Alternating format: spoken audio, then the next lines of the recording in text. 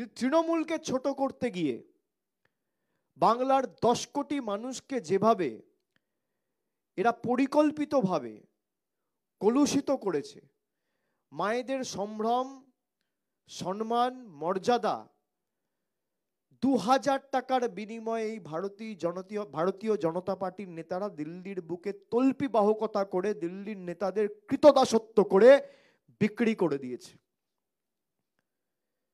আপনারা সবাই সেই ভিডিও দেখেছেন, আমি বলছি না। আজকে রেখা পাত্রর আর একটা ভিডিও বেরিয়েছে, জনসমক্ষে এসছে। সেখানে রেখা পাত্র বিজেপির প্রার্থী, যাকে নরেন্দ্র মোদী প্রার্থী করেছে, সেই রেখা পাত্র বলছে যে রাষ্ট্রপতির কাছে যাদেরকে নিয়ে যাওয়া হয়েছে তারা আন্দোলনের সাথে যুক্তই না, বিজেপি টাকা দিয়ে করাচ্ছে। বিজেপির মণ্ডলের সভাপতি বলছে কোনো রকম কোনো ধর্ষণ হয়নি, আমরা 2000 টাকা দিয়ে মিথ্যে মামলা করিয়ে মিথ্যে অভিযোগ দিয়ে ভারতবর্ষে বাংলাকে ছোট করেছি। কেন? 5, 10টা, 15টা, 20টা ভোটের জন্য। আপনি ভাবতে পারেন একটা রাজনৈতিক দল এতটা নিচে নামতে পারে, এতটা নির্লজ্জ, এতটা নিকৃষ্ট হতে পারে যে টাকার বিনিময়ে মহিলাদের সম্ভ্রম, যারা নিজেদের রাজনৈতিক স্বার্থ চরিতার্থ করতে, দিল্লির তল্পিবাহকতা করতে, বাংলার 10 কোটি মানুষকে দেশের 140 কোটি মানুষের কাছে ছোট করেছে, তাদেরকে প্রকৃত শিক্ষা দেওয়ার নির্বাচন এই আগামী 13 তারিখের নির্বাচন।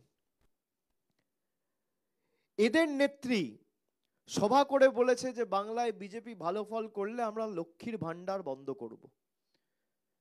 আমি বলছি না, আমি আপনাদের সেই অডিও ক্লিপ চালিয়ে শোনাতে পারি। বিজেপির নেত্রী দীপা চক্রবর্তী, কুচবিহারের নেত্রী, প্রায় আজকে 20 দিন হয়ে গেছে তিনি এই মন্তব্য করেছেন। এখনো পর্যন্ত তার বিরুদ্ধে কোনো রকম ভাবে কোনো দলগত ব্যবস্থা নেওয়া হয়নি, তার বিরুদ্ধে একটা শোকজ লেটার দেওয়া হয়নি, তাকে সাসপেন্ড করা হয়নি। আমি অডিও ক্লিপটা আপনাদের শোনাচ্ছি, আপনারা শুনুন। আমি আগেও আপনাদের শুনিয়েছি, কিন্তু এটা মানুষের জানা দরকার যে কিভাবে এরা গরিব মানুষের প্রাপ্য টাকা যেটা রাজ্য সরকার দিচ্ছে, এরা মানুষকে ভয় দেখিয়ে বলছে যে বিজেপি ভালো ফল করলে টাকা বন্ধ করে দেবো। আপনারা শুনুন।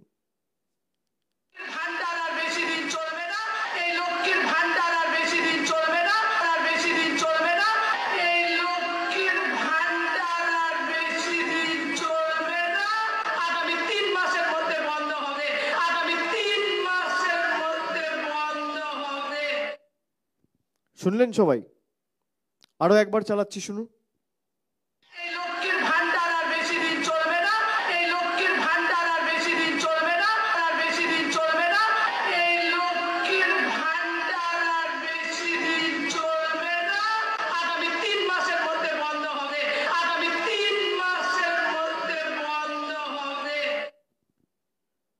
এই আওয়াজটা বা কণ্ঠস্বরটা তো আমার নয়, এই কণ্ঠস্বরটা হচ্ছে বিজেপির কুচবিহারের নেত্রী দীপা চক্রবর্তী। তিনি বলছেন এই লক্ষ্মীর ভান্ডার আর বেশি দিন চলবে না, 3 মাসের মধ্যে বন্ধ হবে। মায়েরা যারা সবাই আছেন, আমি অনুরোধ করব ক্যামেরাটা যদি মায়েদের দিকে, ভাইদের দিকে যারা সবাই রয়েছেন তাদের দিকে ঘোরানো যায়। আপনারা একটু হাত তুলে বলুন তো আপনারা লক্ষ্মীর ভান্ডার পাচ্ছেন?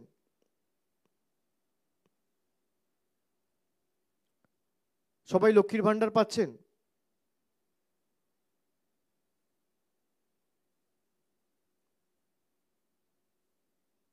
সবাই লক্ষ্মীর ভান্ডার পাচ্ছেন তো?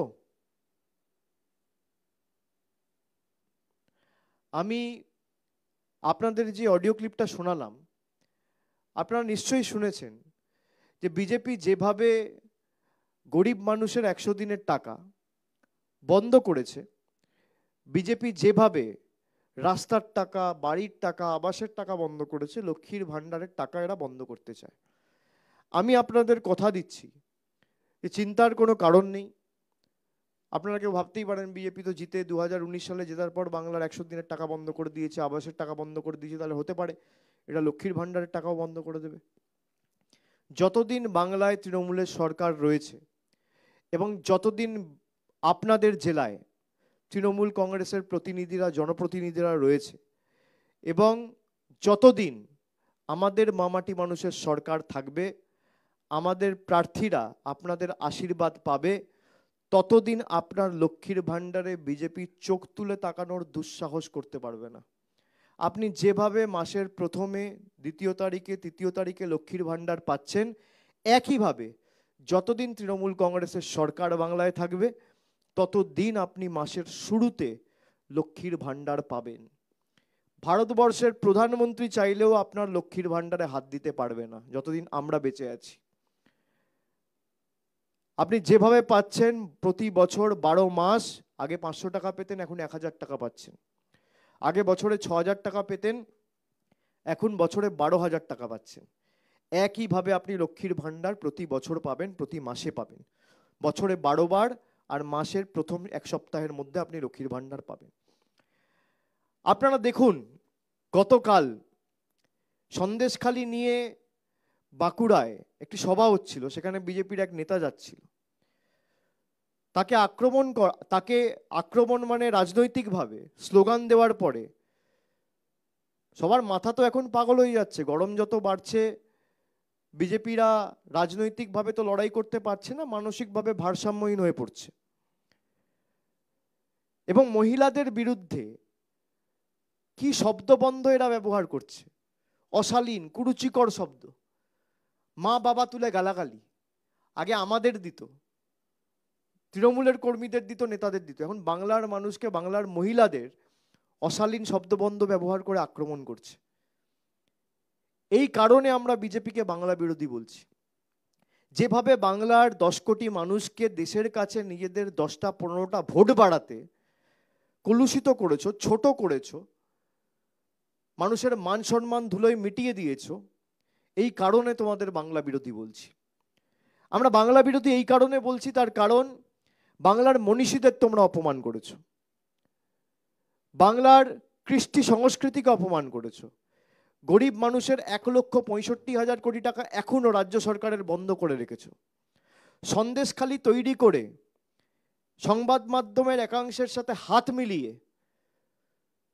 আর কয়েকটা নির্লজ্জ সংবাদ মাধ্যম আছে যাদের লজ্জা নেই, নির্লজ্জ, যে আজকে সন্দেশখালির প্রকৃত সত্য সামনে আসার পরেও যারা মানুষের কাছে ক্ষমা চায়নি, এই নির্লজ্জের দলের সাথে হাত মিলিয়ে বাংলার খেয়ে, বাংলায় ব্যবসা করে, বাংলায় পড়ে, বাংলায় বড় হয়ে, বাংলায় সাংবাদিকতা করে, বিজেপির কৃতদাসত্ব করে বাংলার সম্মানের সাথে যারা ছিনিমিনি খেলেছে, বাংলার সংস্কৃতিকে যারা ধুলোয় মিশিয়ে দিয়েছে, যাদের কারণে, যাদের বিজেপির সাথে হাত মেলানোর কারণে আজকে বাংলার সংস্কৃতি, বাংলার সম্মান ভুলণ্ঠিত, সেই সংবাদ মাধ্যমের আজকে উচিত না, সেই বিজেপি নেতার আজকে উচিত না মানুষের কাছে এসে জনসমক্ষে আমরা ক্ষমা চাই? বলেছিল এমন বোম পড়বে তৃণমূল দলটাই বেসামাল হয়ে যাবে। বোমের বেলুন যে ফুলিয়েছিল সেটা তো আলপিন সুপ্রিম কোর্ট ফুটিয়ে দিয়েছে। হাইকোর্ট নির্দেশ দিয়েছিল সবার চাকরি বাতিল, সুপ্রিম কোর্ট সেই আদেশ খারিজ করে তার উপর স্থগিতাদেশ দিয়েছে সম্পূর্ণভাবে, যে একটাও চাকরি যাবে না। আমরা কথা দিয়েছিলাম মানুষকে যে মেধাযুক্ত যারা যারা সত্যি মেধার ভিত্তিতে চাকরি পেয়েছে, একজনেরও চাকরি যাবে না। যার যেখানে যা আইনি পরামর্শ, সাহায্য, সহযোগিতা প্রয়োজন হবে তৃণমূল কংগ্রেস দেবে। আমরা কথা রেখেছি, একজনেরও চাকরি দিতে দিইনি। তৃণমূল কংগ্রেস, মমতা বন্দ্যোপাধ্যায়, আমাদের সরকার চাকরি দিতে চায়, আর সিপিএম আর বিজেপি মানুষের চাকরি খেতে চায়।